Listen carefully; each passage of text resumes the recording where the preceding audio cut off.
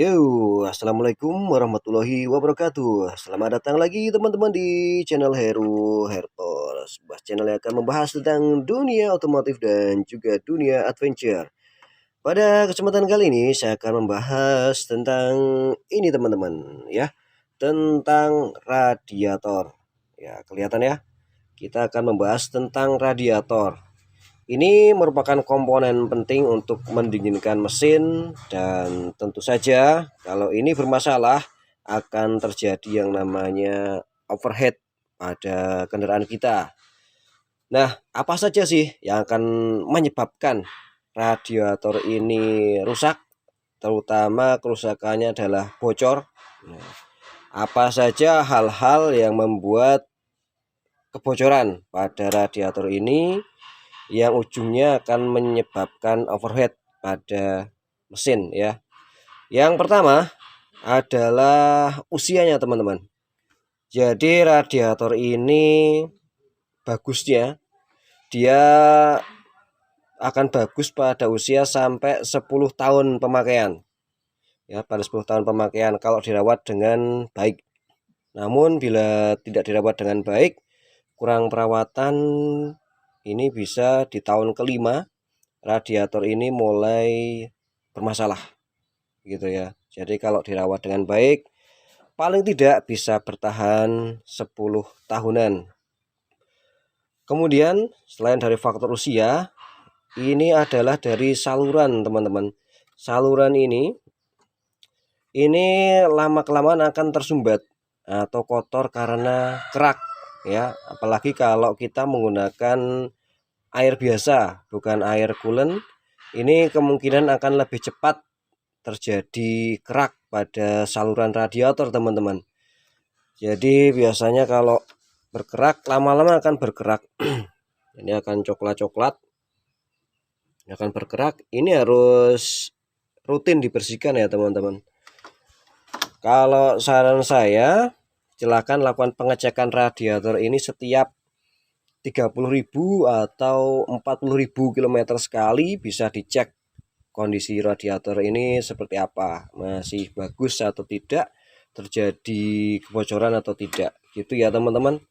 Lalu yang selanjutnya yang bisa menyebabkan kerusakan atau kebocoran pada radiator adalah ini teman-teman. Nah, kelihatan ya, bagian kisi-kisi ya. Bagian kisi-kisi ini memang sengaja diletakkan di area depan ya. Tujuannya apa? Tujuannya agar dia bisa menangkap udara segar. Nah, jadi suhu radiator akan tetap dingin seperti itu. Namun ada resikonya, diletakkan di depan gini, dia akan lebih mudah terkena batu-batu kerikil atau hewan-hewan kecil yang terbang. Nah, kalau batu-batu kecil seperti itu dan hewan-hewan kecil yang menabrak kisi-kisi radiator ini, dia berpotensi untuk menimbulkan kerusakan atau kebocoran pada radiator ya teman-teman. Jadi kalau ini sampai kena batu, kerikil-kerikil kecil, ini bisa terjadi kebocoran gitu. Lalu yang selanjutnya yang bisa menyebabkan kebocoran pada radiator ini adalah ini teman-teman. Nah, jadi kan ada komponen karet. Komponen karet ini lama-lama kena panas dari mesin akan menjadi getas ya teman-teman. Getas kemudian bisa retak. Nah, disitulah terjadinya kebocoran. Gitu teman-teman. Hal-hal yang bisa menyebabkan kebocoran ya, dari usianya, dari salurannya yang kotor atau berkerak, kemudian kisi-kisi atau grillnya yang kena batu, atau dari komponennya teman-teman. Nah, ini mulai getas. Nah, ini bisa menyebabkan terjadinya kebocoran. Jadi silakan dirawat ya teman-teman untuk radiatornya biar tetap awet.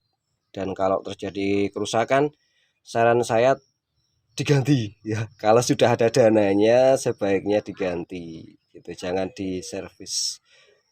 Gitu teman-teman, semoga bermanfaat. Kalau ada pertanyaan silahkan disampaikan di kolom komentar. Terima kasih, jangan lupa klik tombol like dan subscribe.